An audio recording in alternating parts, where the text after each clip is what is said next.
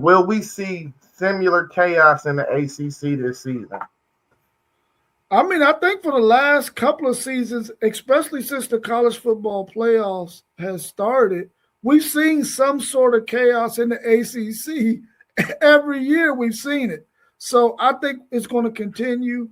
I think when you look at some of the teams that are in this conference and the way they play, and we constantly watch this conference a lot because of our man Mossberg and his Florida State Seminoles, just to see the chaos that we know is going to happen. And this is one of the most chaotic conferences in college football because, like you said earlier, they had a bunch of 8-4 teams who could have possibly at some point been 9-3 or even 10-2 had they won some of those games down the stretch.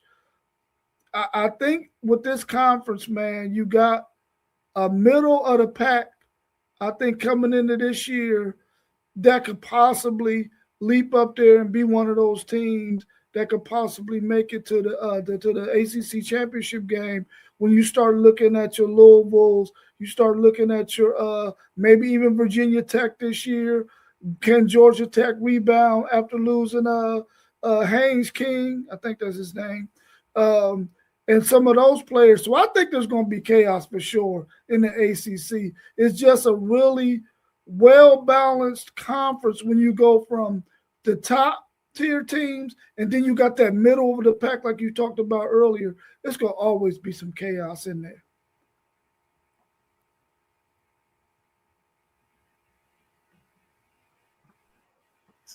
So I think it's going to definitely see some chaos. I just don't think it's going to be on that level of it was last year.